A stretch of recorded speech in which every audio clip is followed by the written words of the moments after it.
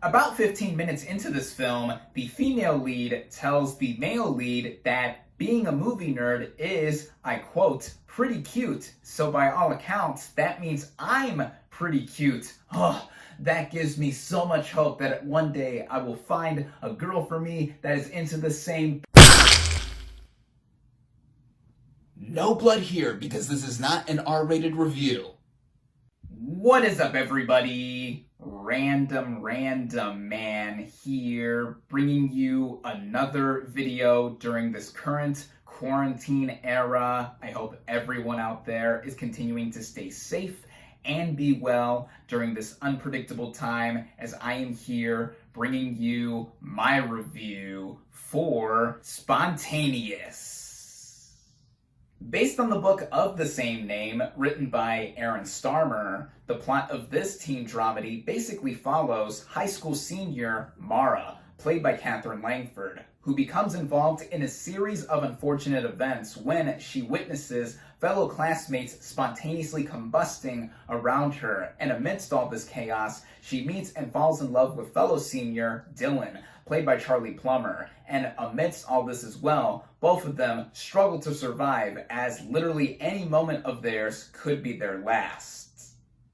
Going into this movie, I didn't know that much about it, aside from a trailer randomly dropping not that long ago for it, and that is also an indication to know that I have not read the book that this film is based on. But what got me hooked was its two leads being involved here, Katherine Langford and Charlie Plummer. And the concept seemed so far out there that it could be secretly brilliant, despite it really being far-fetched and the trailer showing a lot of blood and gore, with people literally spontaneously combusting out of nowhere. This is another title, like many other ones recently, that has been released on VOD, which I watched via Vudu. It was either $10 to rent or $15 to buy/own, which I ended up choosing the latter option because it was only $5 more, and what could hurt? And I just wanted to get some new content in my system to see and review. And with all of that being said, let's get right into the cast and their performances, starting out with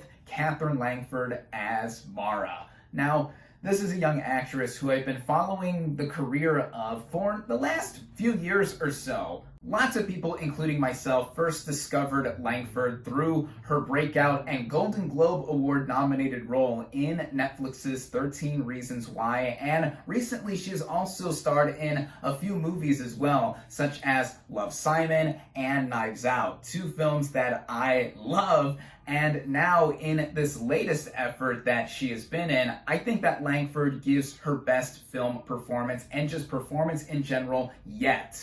This is a performance that has a lot of layers that doesn't seem like the case at first, because this is a character who has a lot of angst within her. As I mentioned in talking about the synopsis of the film, Mara is a high school senior, but there is the literal explosive twist that is accompanying this movie, with classmates around her spontaneously combusting, and she doesn't know whether she is next or what might happen to the people that are close to her. So there is that added detail that gives her a lot to think about and makes her somebody that is relatable, even with this sci-fi twist of sorts. And I think that Langford really does show a lot of range of emotions here that can make anyone really latch onto her character. Also doing a more than solid job is Charlie Plummer as Dylan. And he is another young actor who I've seen quite a few films of within the past few years. He impressed me in his turns in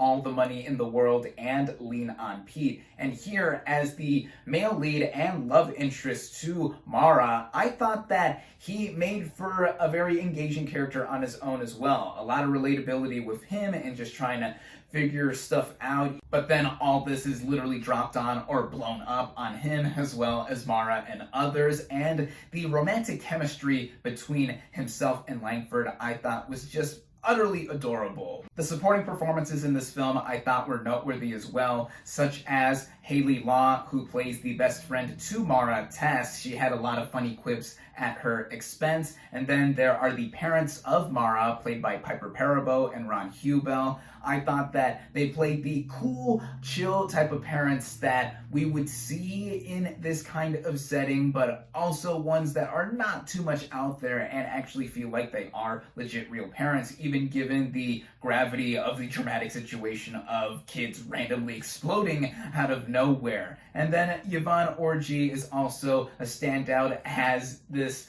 government agent who talks with Mara and the other kids from time to time. And with her, yeah, she keeps it real even with all of the unpredictability in this film's universe. The writing of this film was done by one of its producers and its director, Brian Duffield. This is actually his directorial debut after having written quite a few films in the last number of years, one of which I have seen, and it is the Divergent series Insurgent, which the best thing I can say about it is that it is the superior of the two sequels to Divergent. But here in Spontaneous, I thought that Duffield laid a lot of groundwork that made for this movie to be easily graspable, as right from the opening scene, an explosion does happen to literally set off what is going on with the rest of the film.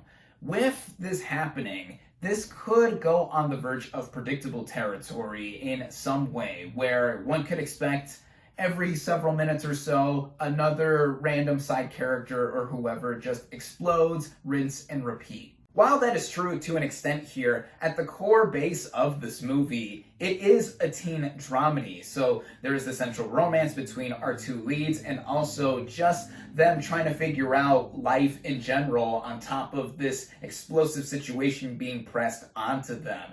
And I think that keeps this movie going all throughout with what it is doing on paper and behind the camera from Duffield as a director. Given the specific tone that this movie has too, I thought it balanced the dramatic and comedic moments exceedingly well, because this movie, on the one hand, is feverishly funny, whether we are talking about the moments between Mara and Dylan, or even sometimes the explosive moments as well. And then on the other hand, when the dramatic moments do strike, they do reign true to make for a surprisingly sincere type of sentiment that I was feeling, especially towards the end of it. So couple that with it being explosively edgy in its own concept as well, and you have a film that I think bypasses a lot of the tropes or cliches that are associated with teen films like this one, even though there are some trappings that the movie does fall into, but I don't think they are major to derail this movie from being something that I think is pretty unique. I mean, in adding on to this movie's uniqueness, there is a sequence in the film that reminded me of a straight-up horror film, and naturally it involves quite a number of people exploding with blood and gore everywhere. And I thought that that part aesthetically was done really well. You can tell that this film is very low-key and low budget, but this film also uses its resources well. I say this too because despite this film being shot initially over 2.5, almost 3 years ago, it could not have been more remarkably relevant to what is going on right now, given the ongoing global pandemic we are all experiencing, because another standout sequence or series of scenes in this film involves a bunch of the characters being sheltered off in quarantine. Government officials are trying to figure out what is causing these kids to spontaneously combust, and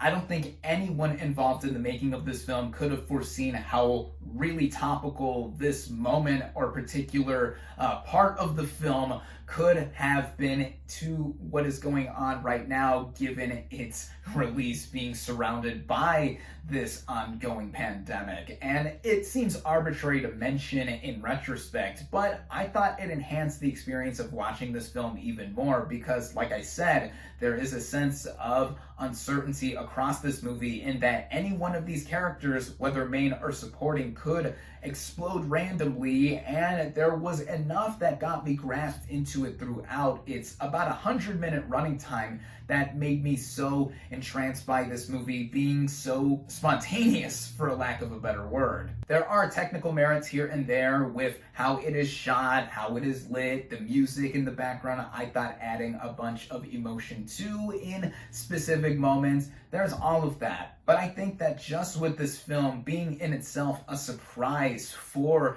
what it does in handling its really odd and out there concept using the groundedness of the core genre that it is a part of, it makes me feel that even in any other year that this film could have possibly been released, it is a standout gem. At the time I'm recording this video, this movie is fresh at 100% on Rotten Tomatoes, which is in itself a surprise to me that this movie has gotten such strong buzz with an average rating of about an 8.5 out of 10 or so. And I think that this movie having the current fluke that it does in being so well received, and hopefully no critic is going to throw a rotten review at its expense, will get more people to seek out this film and watch it, whether you're a fan of teen high school films, romances, even with a bit of sci-fi thrown in there. This is something that I feel is graspable to just about anyone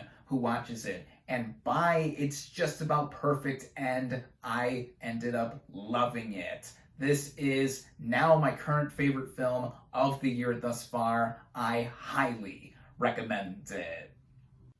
My final verdict for Spontaneous is 4.5 out of 5 stars.